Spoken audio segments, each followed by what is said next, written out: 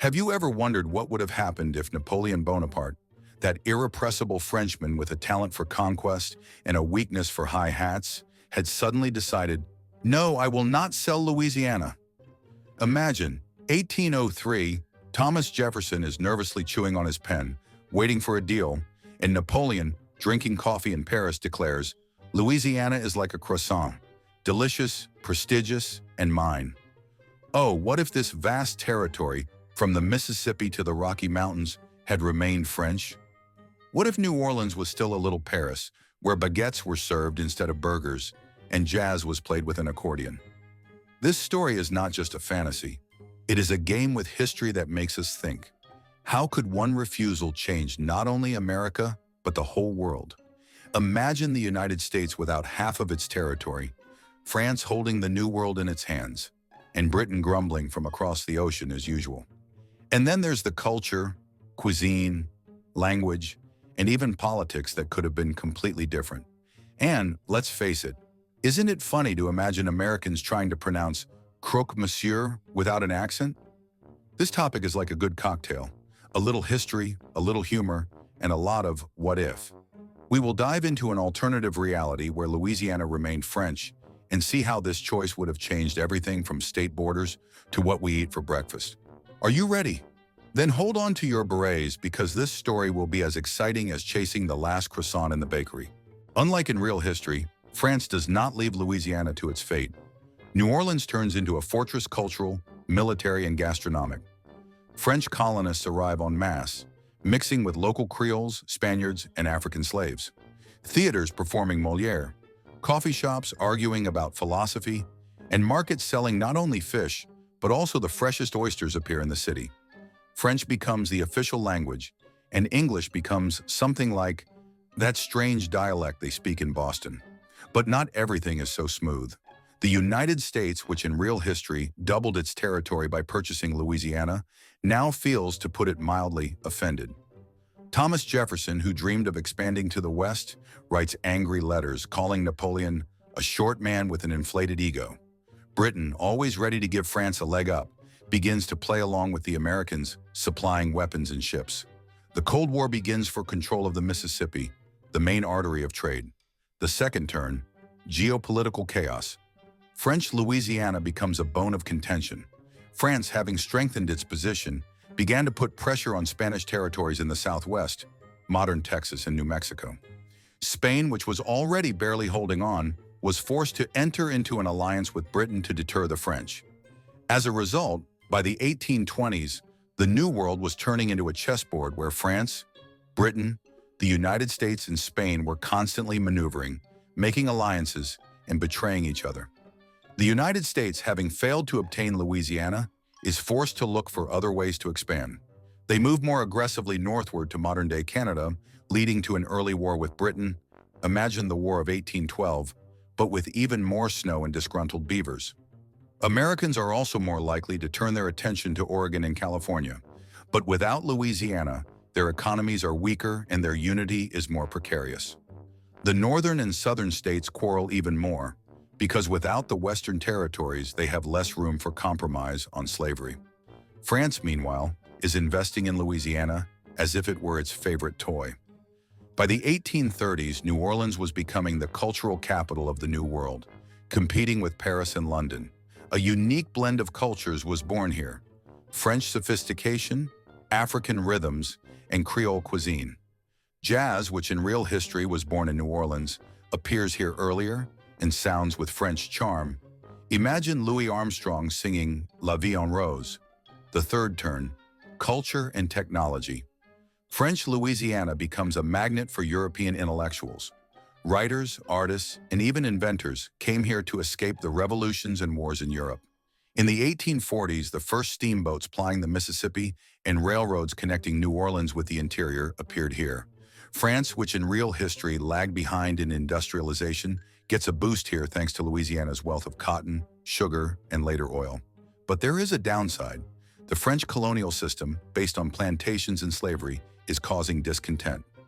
Local Creoles and free Africans demand rights, and the European revolutions of 1848 inspire uprisings. France, preoccupied with its own problems, is forced to make concessions, and Louisiana is granted limited autonomy. This makes it a cross between a colony and an independent state, a unique experiment that attracts the attention of the whole of America. The fourth turn, modernity. By the 20th century, Louisiana was turning into a powerful economic and cultural center. Its influence on America was enormous. French became the second most popular language in the region, and Creole cuisine was replacing fast food. Hollywood, if it emerges at all, looks different, perhaps more French noir films instead of westerns. The United States, which never gained any western territories, remains smaller, concentrated on the East Coast. Its role in world politics is weaker because it cannot become a superpower without the resources of the West. France, on the other hand, remains a global player thanks to Louisiana. Its influence on Latin America is growing, as New Orleans becomes a gateway for trade with Mexico and the Caribbean. But Louisiana also became a source of problems. Local elites demanded independence, and France, as a typical metropolis, did not want to let go of its pearl. Until the 1960s, protests similar to the Algerian crisis erupted here. But eventually, Louisiana gained a status similar to modern-day Quebec, official bilingualism and broad autonomy. By the 1850s, Louisiana was becoming a real cultural cauldron, where French sophistication mixed with local exuberant energy, as if a chef had decided to add a little hot sauce to Bordeaux.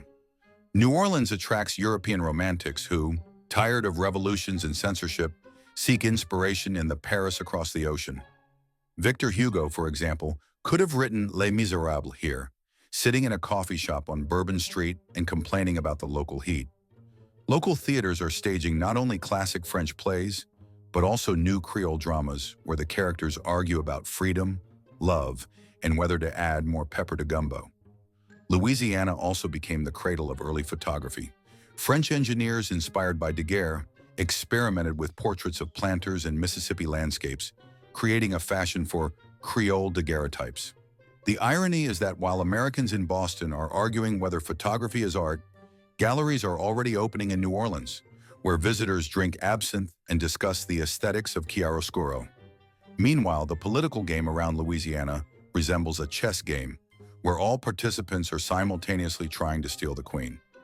In the 1860s, France, feeling pressure from the United States and Britain, decided to play the good metropolis and introduce limited self-government in Louisiana, something like rule, but don't forget to send us cotton and taxes. The local elites, of course, rejoice, but immediately begin to quarrel. Creole planters want more power, and free Africans and small farmers dream of real reforms. Napoleon III, who in real history was fond of dubious adventures, sends his distant cousin, whom everyone calls Prince Gastronome, to New Orleans to restore order.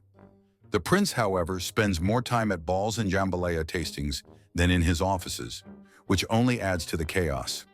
At this time, the United States, mired in the Civil War, was rubbing its hands together, hoping that Louisiana would fall into their hands like an overripe peach. But Louisiana, like a true French lady, is holding her own with dignity and with her guns drawn. So, what do we have? A world where New Orleans is the Paris of the New World, where instead of "I want a burger," you hear "Give me a jambalaya," and the United States has not become the United States we know. France holding Louisiana changed not only America, but also itself. It is richer, more confident, but also has to constantly put out fires in its overseas pearl. And we might be living in a world where French is as cool as English and jazz with accordion is heard on every corner. This story shows how a single twist of fate, Napoleon's decision not to sell Louisiana, could have redrawn the map of the world. It makes us wonder, how fragile is our reality? If someone had spilled coffee on a contract in 1803, we might be drinking espresso instead of latte and calling the Mississippi Bonaparte's River today. The irony is that history is not a monolith, but a shaky structure where one bad day by Napoleon could change everything. If you enjoyed thinking about these what-ifs, please like the article. It's like a croissant for our souls. Subscribe so that you don't miss new stories, because we will play with history like Napoleon with maps many times over.